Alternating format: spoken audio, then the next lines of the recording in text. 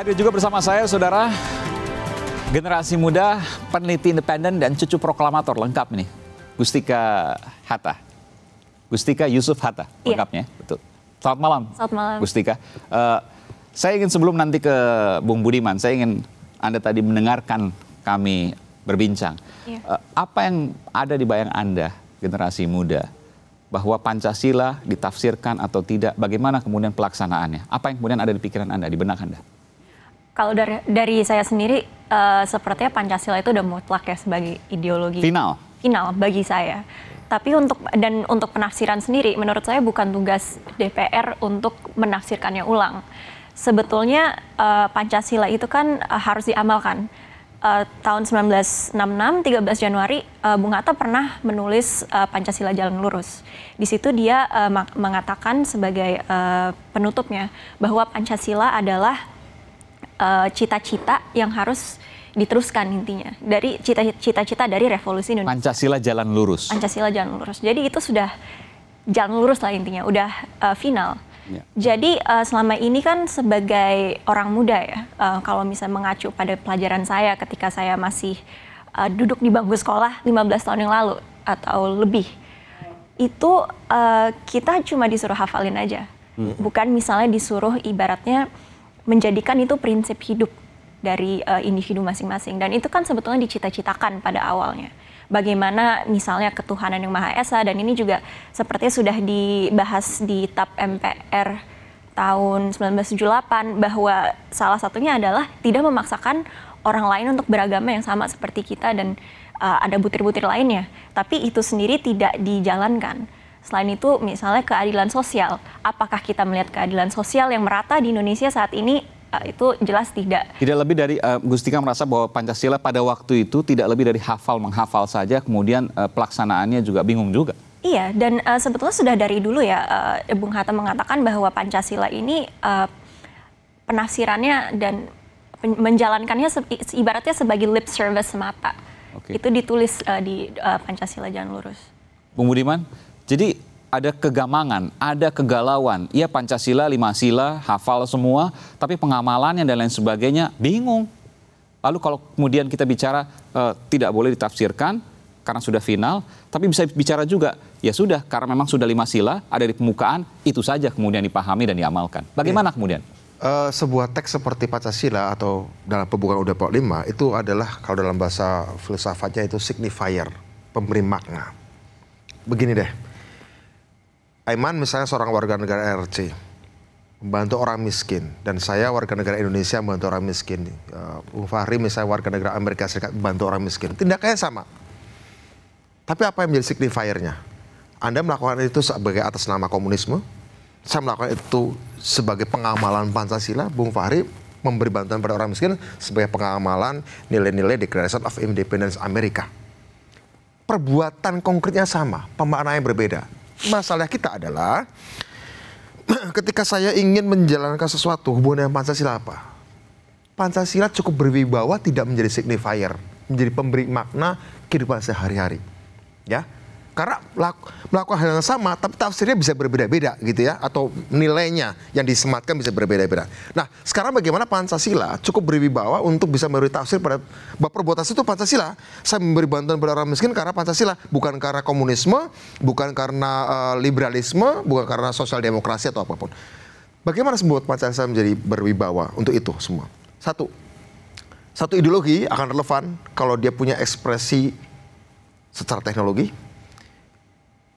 memberikan kenyamanan secara psikologi, dan juga memberikan harmoni secara sosiologi. Bagaimana penjelasannya? Penjelasannya begini. Sosiologi. Ya, artinya gini, aku merasa nyaman bahwa ketika aku memberikan suatu hal kebaikan, aku diklaim oleh Pancasila bahwa perbuatanku Pancasila, aku harus merasa nyaman.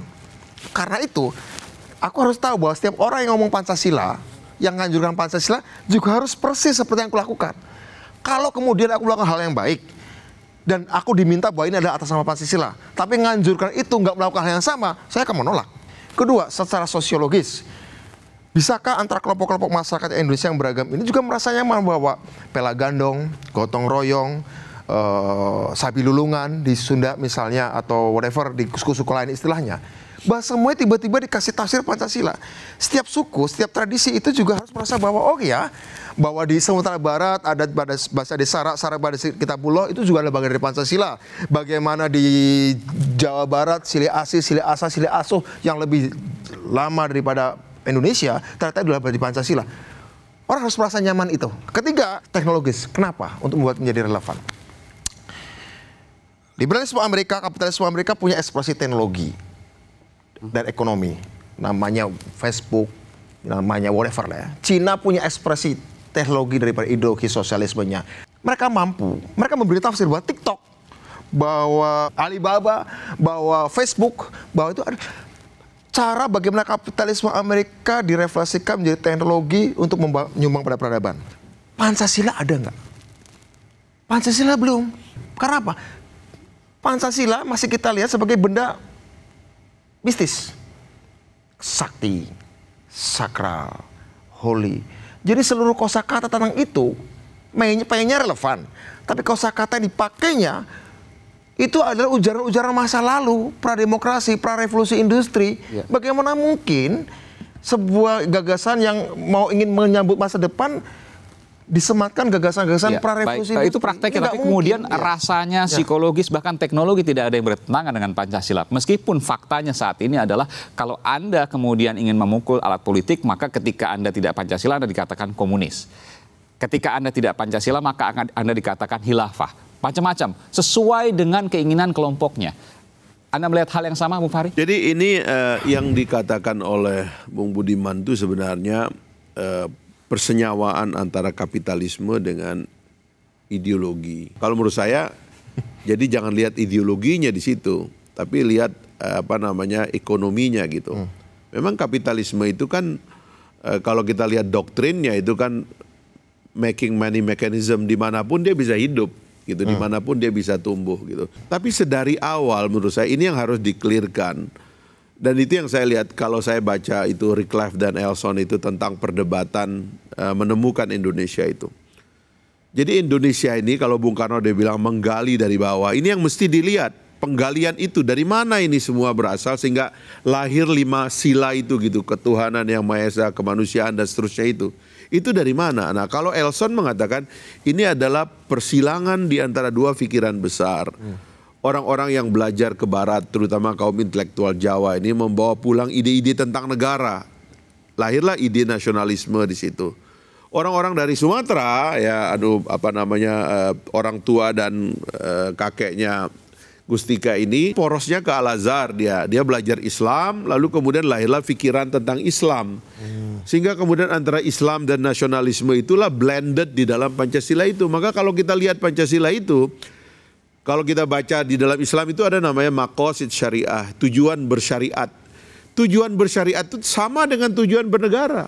Makanya saya sering mengatakan kalau ada teman-teman Islam yang menentang Pancasila, itu keliru karena sebenarnya syariat itu sama dengan Pancasila pikirannya.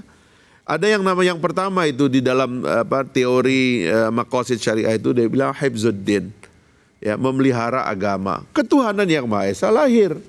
Hifzun nafs, memelihara manusia, memelihara jiwa, kemanusiaan lahir. Dan seterusnya memelihara pikiran, permusyawaratan lahir.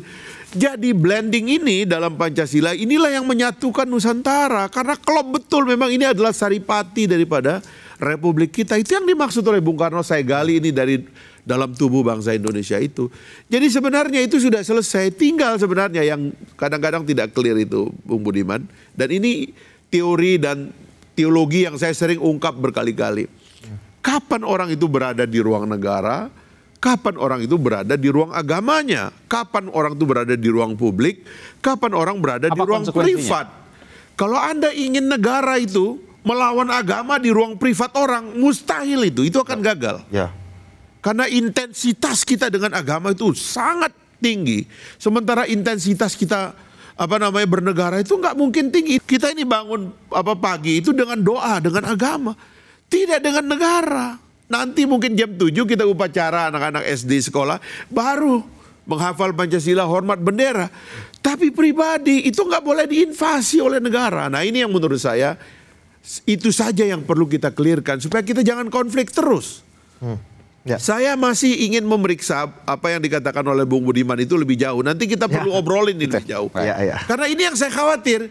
Kalau tiba-tiba ya kan negara itu ingin punya kebanggaan teknologi, sosiologi dan sebagainya itu, khawatir saya dia bentur dengan agama, dia bentur wilayah privat gitu.